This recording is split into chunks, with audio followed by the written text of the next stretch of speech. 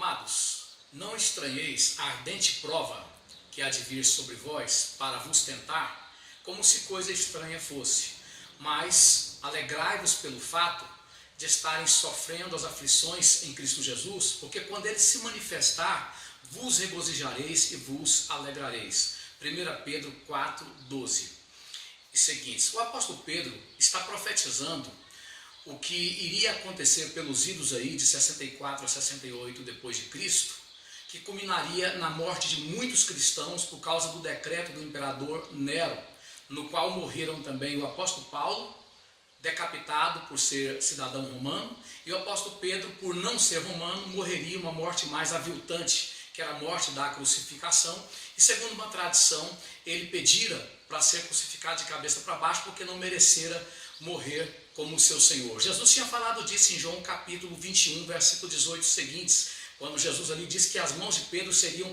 estendidas, implicando aquilo no tipo de morte que Pedro iria morrer, no caso, a crucificação. A pergunta que nós fazemos aqui é a seguinte: que fé é essa que motiva o seu povo, que motiva esse povo a se alegrar em meio às piores tragédias, às piores perdas?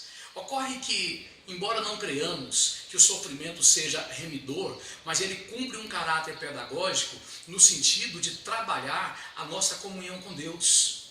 São os momentos em que mais buscamos e, consequentemente, mais crescemos na nossa intimidade com Deus. E para nós não tem ganho maior do que esse, do que crescer no nosso relacionamento com Deus. Em segundo lugar, é em meio aos sofrimentos que a missão que Deus outorgou a nós é melhor compreendida. Foi nos momentos de maior perseguição ou maiores perseguições que a igreja mais cresceu, não tanto quantitativamente, mas qualitativamente, exatamente na sua comunhão com Deus e compreendendo a missão. Ela cumpriu o seu papel.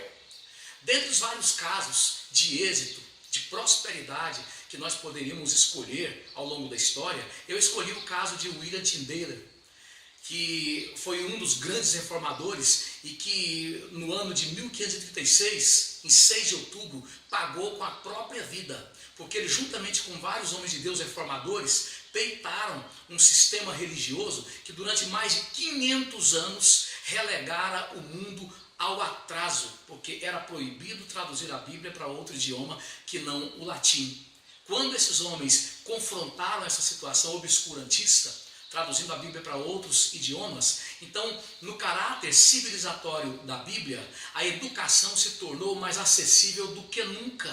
A Europa, com o trabalho dos reformadores, deu um salto na educação nunca alcançado antes da história dos reformadores. E como resultado da educação, como consequência da educação, veio o desenvolvimento em todas as áreas da humanidade, da história da humanidade. Mesmo a humanidade que não ama a Deus foi abençoada pelo trabalho sacrificial, pelo trabalho doloroso, pelas tribulações que acometeram aqueles grandes homens de Deus. Mesmo os críticos que se desenvolveram com as suas ferramentas da intelectualidade para criticar a palavra de Deus, eles só puderam ter acesso à intelectualidade por causa do trabalho sofredor, angustiado desses grandes homens de Deus. A que conclusão podemos chegar então?